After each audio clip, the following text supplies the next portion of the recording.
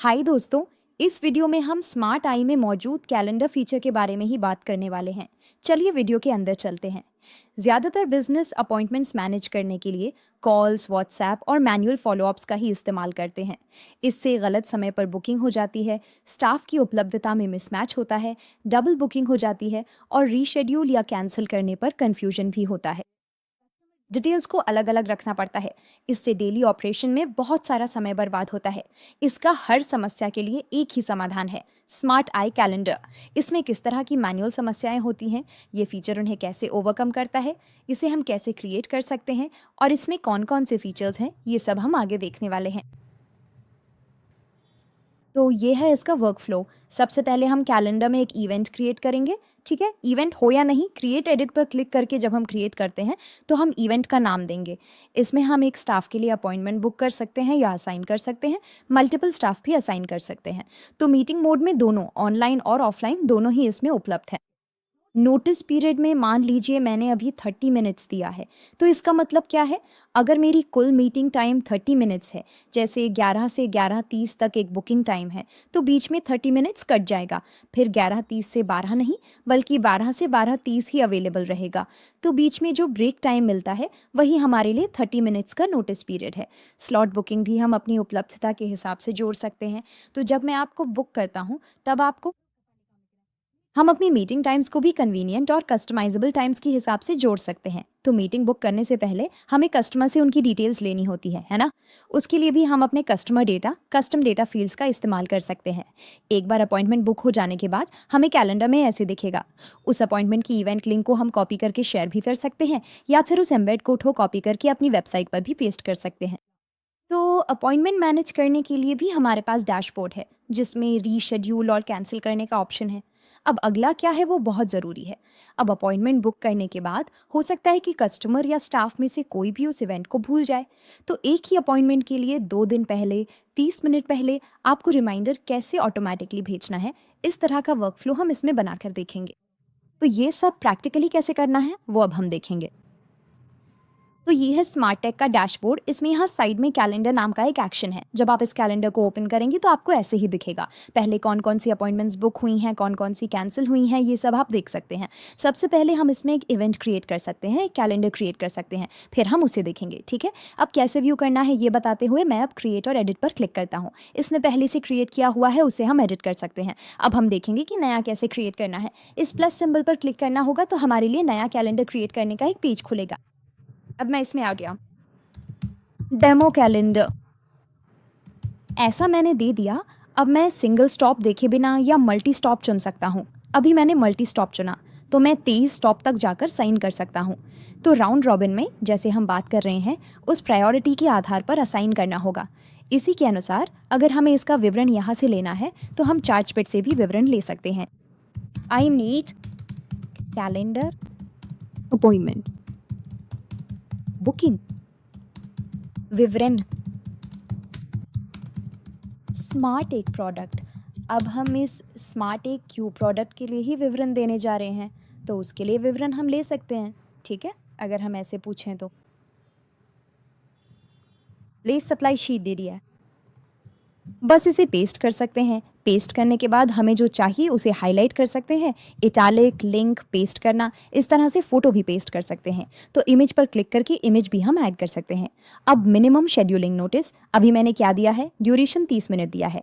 अब अगर कोई 11 बजे बुक करते हैं तो फिर 11:30 का स्लॉट आपके लिए उपलब्ध नहीं रहेगा, 12 बजे ही उपलब्ध रहेगा। इसी के लिए मैं क्या देने जा रहा हूँ वो है बीच में 30 मिनट का ब्रेक, वही है मिनिमम शेड्यूलिंग नोटिस। अब आपके पास अगर कोई टाइम है जैसे 11:11 है तो उसमें एक ही स्लॉट बुक करना है या 2 लोग स्लॉट बुक कर सकते हैं। आप अपनी ज़रूरत के हिसाब से सेट कर सकते हैं। अगर आपके पास बहुत सारे स्टाफ उपलब्ध हैं तो आप अलग अलग व्यक्ति को एक ही टाइमिंग में अपॉइंटमेंट बुक करने जैसा भी सेट कर सकते हैं। बुकिंग पर स्लॉट मैं अभी एक ही डाल रही हूँ। तो क्या रीडायरेक्ट जब भी अपॉइंटमेंट बुक कर लें उसके बाद किसी और बातचीत के लिए रीडायरेक्ट करना है, उस लिंक को भी हम यहाँ दे सकते हैं। तो इसके लिए मैं स्मार्ट IQ का इस्तेमाल कर रहा हूँ। वेबसाइट लिंक में लेकर यहाँ देने वाला हूँ। ओके, तो डेट रेंज का मतलब है कि ये अपॉइंटमेंट बुकिंग कस्टमर को कितने दिन तक दिखना चाहिए। अगर 30 दिन है तो आज से लेकर अगले 30 दिन तक, या फिर हम इसे कस्टमाइज़ भी कर सकते हैं। जैसे मैं अभी 140 दिन दे सकता हूँ या 60 दिन दे सकता हूँ। इस तरह से कितने दिन तक दिखाना है वो हम कस्टमाइज़ करके एडिट कर सकते हैं। ये है within a date range. From date to date दोनों भी हम चुन सकते हैं। जैसे मैंने जून 6 से 6 तक चुना है, ओके, उसी तरह से इस डेट रेंज को चुन सकते हैं इंडिपेंडेंटली। फ्यूचर में आज से लेकर 1 साल 2 साल आगे तक भी ये पूरा दिखाना है क्या, ऐसा पूछकर। ज़्यादातर लोग यही 2 ऑप्शन ही यूज़ करते हैं। अगर आपको चाहिए तो आप इसे यूज़ कर सकते हैं। तो बस मैं इसे क्लिक कर रहा हूँ। अब यहाँ आकर ड्यूरेशन को भी हम अपनी सुविधा के अनुसार अपनी मीटिंग की अवधि कितनी होनी चाहिए वो सेट कर सकते हैं। मैं यहाँ 30 मिनट दे रहा हूँ। अगला हमें अपना टाइम जोन और अपने बिजनेस टाइमिंग्स देने होंगे। सुबह कितने बजे से शाम कितने बजे तक हम उपलब्ध रहेंगे ये बताना है। मैं अभी इंडियन टाइम ही दे रहा हूँ। तो अगर संडे को हमारा ऑफिस नहीं है तो आप उसे कैसे लेना है वैसे सेट कर सकते हैं। अब मैं 9 बजे AM से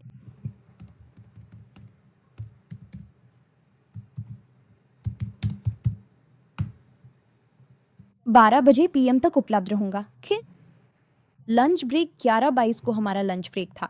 अगर ऐसा है तो मैं फिर से सिर्फ 3 बजे PM से 5 बजे PM तक ही उपलब्ध रहूँगा, ऐसा हम बता सकते हैं। तो इस तरह से ऐड कर सकते हैं। तो यही डेटा हम कॉपी करके उसे हमारे मंगलवार, बुधवार, शुक्रवार, शनिवार सबके लिए डाल सकते हैं और क्या कर सकते हैं, अप्लाई कर सकते हैं। कितना आसान है देखा आपने, अलग से कुछ ऐड करने की ज़रूरत नहीं है। तो अब आपको टाइमिंग ऐड करना समझ में आ गया होगा। डेटा ओवरराइड्स का मतलब आप क्या है, मैं आकर सिर्फ सोमवार को उपलब्ध नहीं रहूँगा, यानी मैं किस तारीख को उपलब्ध नहीं रहूँगा। अब मैं सोमवार को चुनता हूँ। सोमवार को 9 से 5 बजे तक मैं पूरी तरह से उपलब्ध नहीं रहूँगा। तो इसका मतलब है कि इस सोमवार को 9 से 5 बजे तक मेरे लिए शो नहीं होगा, इसलिए हम इसे किसी और समय एडिट कर सकते हैं। डेटा में अगर सोमवार को मैं आकर सिर्फ 4 बजे शाम तक ही उपलब्ध रहूँगा और 1:03 दोपहर तक मैं उपलब्ध नहीं रहूँगा, तो मेरे लिए फिर से 3 से 5 के बीच का ही स्टार्ट टाइम दिखेगा। सुबह के स्लॉट्स मेरे लिए नहीं दिखेंगे। तो ये हाई डिसअपियर हो जाएगा जब हम चुनते हैं। इसलिए हम अपने लिए पहले और बाद की टाइमिंग भी जोड़ सकते हैं। अगला, इसमें अगर कस्टमर की जानकारी जैसे नाम, ईमेल, फ़ोन नंबर हमें चाहिए हो तो हम यहाँ पर ऐड कर सकते हैं। पहले से ये 3 फ़ील्ड्स हैं, इन्हें ज़रूर सिलेक्ट करना होगा। अगर नहीं चाहिए तो हम नीचे कुछ और भी ऐड कर सकते हैं। अगर आपको इसमें ज़रूरी फ़ील्ड नहीं मिल रहा है तो आप ऐड न्यू कस्टमर फ़ील्ड पर क्लिक कर सकते हैं, जिससे एक नया ऑप्शन खुलेगा। इसमें आप नया फ़ील्ड जोड़ सकते हैं। अब मैं इसे कैसे जोड़ता हूँ वो बताता हूँ। अगर आपको एक सिंगल लाइन में फ़ील्ड चाहिए तो आप अपनी ज़रूरत के हिसाब से वैसा चुन सकते हैं, ठीक है? अब मैं इसमें क्या क्लिक करने वाला हूँ वो बताता हूँ। मैं वीडियो पे क्लिक करता हूँ। क्लिक करने के बाद नेक्स्ट देता हूँ। नेक्स्ट में नाम क्या है? एक्सपीरियंस, ये फ़ियर, ऐसा डालता हूँ। डालने के बाद ये कैप्शन क्या है? बिलो 1 ईयर, एडॉप्शन, 123 वर्ष। समझिया? मैं इसे लगभग 3 साल का समय दूंगा, ठीक है? चलो, मुझे माफ़ करना, मैं आकर इसे बचाऊंगा। मैंने सेव बटन दबा दिया, इसीलिए मेरे चुने हुए फील्ड में जो कुछ भी आएगा, जो कुछ भी मैंने उसमें डाला है वो आ जाएगा।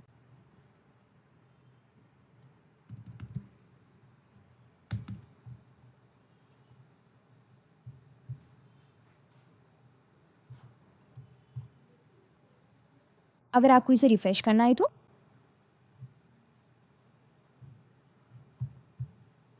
यहाँ हमारे लिए दिक्कत फील्ड में है जी।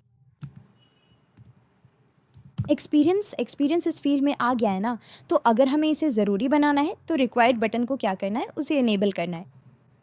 तो अगला, इस कैलेंडर को भी एक्टिव लाइन में रख सकते हैं। हम इसे इनएक्टिव लाइन में भी रख सकते हैं, लेकिन मैं इसे एक्टिव लाइन में रखकर क्रिएटिव टाइप दे रहा हूँ। तो अब ये कह रहा है कि इवेंट को सेलेक्ट करें। तो हमें ये चुनना है कि ये मीटिंग किस इवेंट में हो रही है। इसके लिए हमें क्या करना है वो देखते हैं।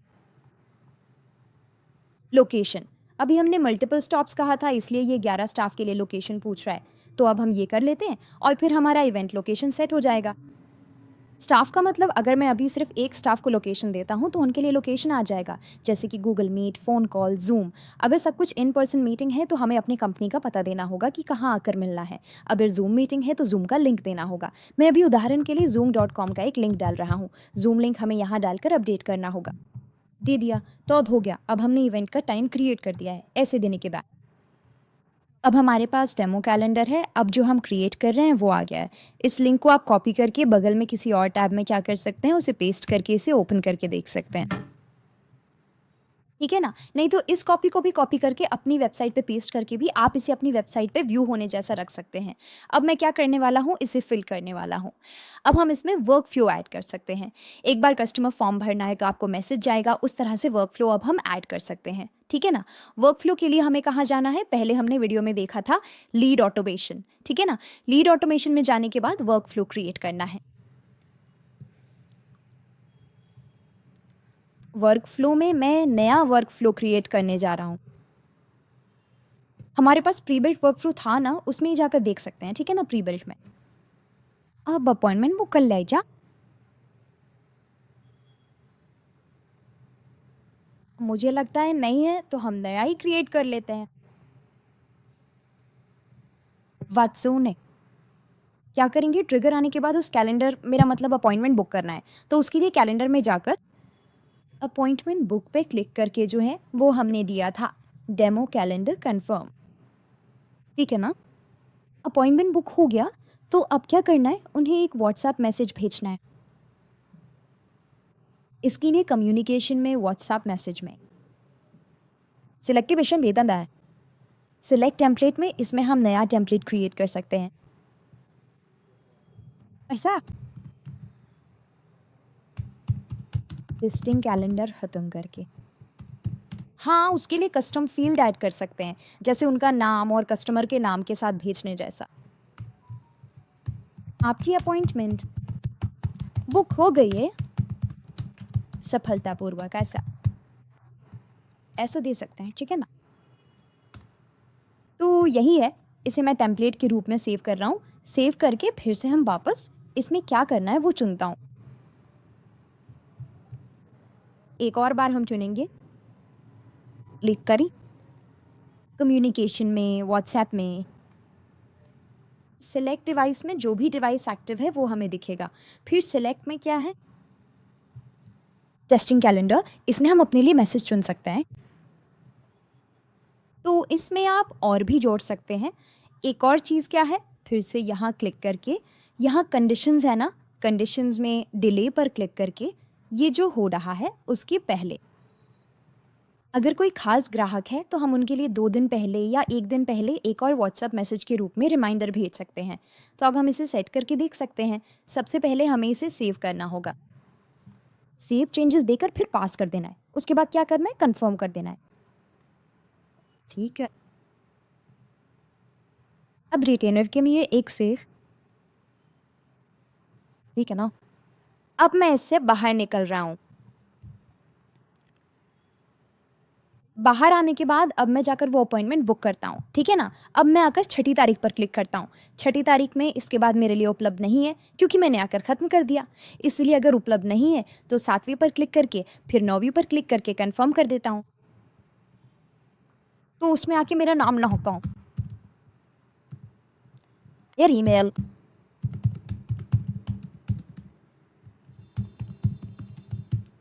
डाल देता हूँ 35652 डालकर फिर फॉलो 1 ईयर डालकर शेड्यूल इवेंट पर क्लिक करता हूँ। तो क्या होता है, ये लोड होता है और अब हमारे लिए इवेंट क्रिएट करके दिखाता है। तो अगर आप फिर से देखें तो ये हमारा रीडायरेक्ट होके जिस चैट पर जाना है उस चैट पर आ जाता है। तो अब हमें व्हाट्सएप में मैसेज आना चाहिए, आया है या नहीं चेक करके देख सकते हैं। तो अब हमें व्हाट्सएप में हाय हेमा, आपका अपॉइंटमेंट सफलतापूर्वक बुक हो गया है, ऐसा मैसेज आया है। और क्या हुआ, हमें ईमेल भी आ गया है। तो इसी तरह अपॉइंटमेंट बुकिंग हमारे लिए काम कर रही। तो मुझे उम्मीद है कि आपको ये आसानी से समझ में आ गया होगा। तो इसमें अब हमने एक अपॉइंटमेंट बना लिया है। अब फिर से हम अपने कैलेंडर पर वापस आते हैं।